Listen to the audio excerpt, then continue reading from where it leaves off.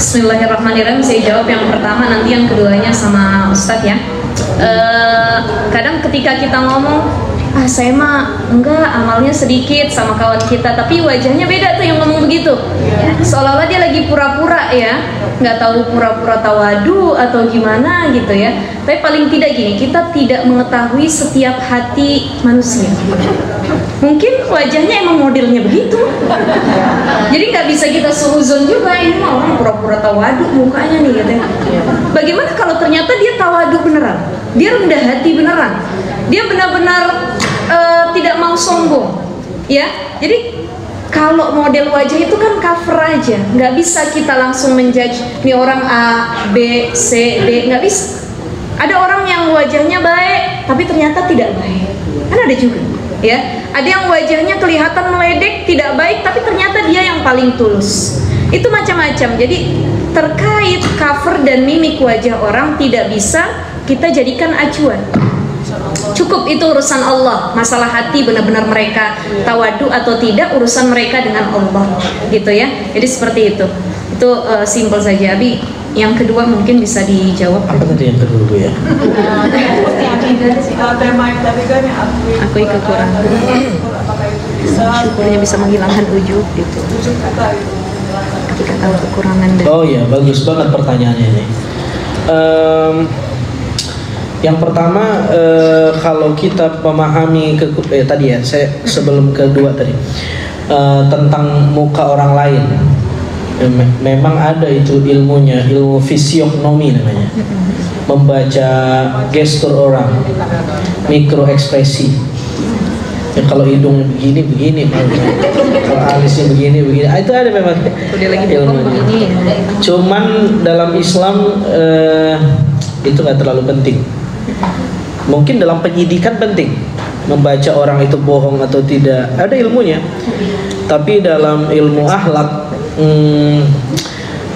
ada pembahasan yang lebih mentok, bahwa yang dilihat itu hati, bukan fisik. Dan ketika bicara hati, kita nggak bisa mendeteksinya Bu, kecuali Allah Subhanahu Wa Taala. Kita ada kisah Abdullah bin Umi Maktum yang menyerobot Nabi sedang asik ngobrol sama orang-orang Quraisy jahiliyah, mendakwakan Islam, lagi asik dakwah. Abdullah bin Umi Maktum yang tunanetra ini nyerobot ngomong, "Alimni mimma 'allamakallah ya Rasul." Ajarin saya dong tentang Islam Nabi. Dia tunanetra, nggak bisa melihat. Mungkin dia tidak melihat Nabi sedang sibuk berdakwah, tetapi ingin diservis, dilayani tentang Islam, dikasih ilmu. Nah, Nabi ngelengos karena dianggap kedatangan Abdullah bin Umi Maktum ini noise, ya, mengganggu dakwah yang sedang berlangsung. Apalagi dakwah yang sedang didelivery Nabi ini adalah momentumnya jarang terjadi, berdakwah di depan konglomerat. Sekali konglomerat ini masuk Islam, satu gerbong masuk. Ini strategis banget nih. Nabi ngelengos, turun ayat abasa wa tawalla an ja'ahul a'ma wa ma yudrika la'allahu yazakka. Ya, Nabi dikritik oleh Allah Subhanahu Wa Taala karena ngelengos dari Abdullah bin Umi Maktum, dan ayatnya bilang wa ma yudrika la'allahu yazakka. Wahai Nabi, memang engkau tahu apa yang diinginkan oleh Abdullah bin Maktum. Kata-kata wa ma yudrika, kata Syekh Mutawalli Sya'rawi, maknanya adalah menunjukkan bahwa manusia sampai kiamat tidak tahu isi hati orang. Ya. Beda dengan Lailatul Qadar, Bu. Al-Quran menggunakan kata wa ma adroka, tapi begitu bicara isi hati wa ma yudrika, apa bedanya? Kalau pakai adroka, itu yang dibahas gaib tapi dibocorin jawabannya sama Quran. Wa ma adraka ma Lailatul Qadar, dijelasin Lailatul Qadri khairum min alfi syahrin tanazzalul malaikah. Apa itu Lailatul Qadar? Gaib, tetapi dijelasin Lailatul Qadar adalah malam 1000 bulan dan lain-lain. Tapi begitu Quran menggunakan diksi wa ma yudrika, siapapun tidak tahu kecuali Allah. Wahai Nabi, kenapa engkau melengos di hadapan Abdullah bin Umi Maktum hanya karena kau berdakwah di depan konglomerat? Apakah hanya karena Abdullah bin Maktum yang datang? Apakah kau tahu isi hati Abdullah bin Umi Maktum? Wa ma yudrika, enggak tahu, enggak ada yang tahu. Hatta Nabi tidak tahu kecuali Allah Subhanahu Wa Taala. Jadi tentang Ini orang baik apa buruk kita kagak tahu, Bu. Udah anggap aja baik. Al-kullu hasan wa ana sayyi. Orang baik, saya yang kagak baik.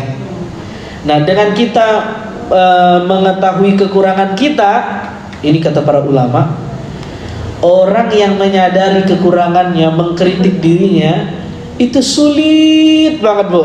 Sulit nggak, Bu? Sulit, Bu. Iya, sulit banget. Bohong kalau bilang enggak, saya biasa aja, saya biasa mengkritik diri. Itu berarti dia sedang muji dirinya karena udah ngeritik dirinya. Ya.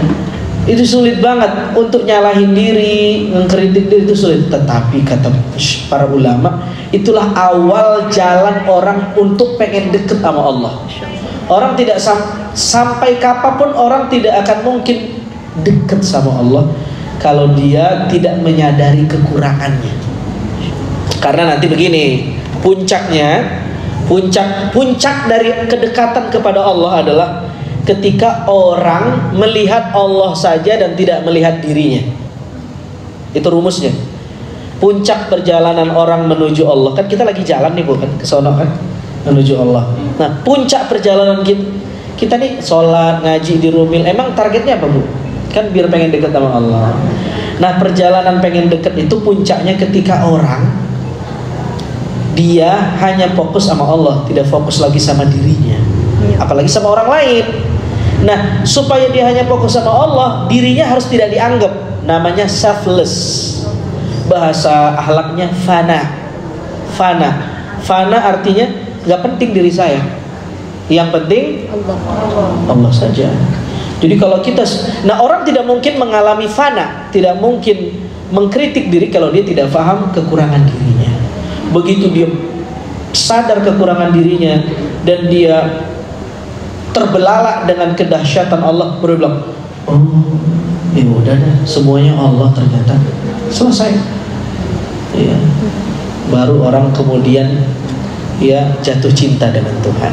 Nah, dia udah gak cinta lagi sama dirinya karena dia tahu dirinya tukang bohong, ya, banyak musuhnya. Dia bilang, wah ternyata Allah lagi, selesai. Begitu kira-kira ya.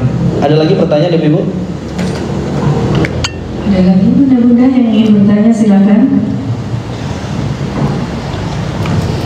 Oh ada ya. Terakhir mungkin. Ada yang di belakang. Iya.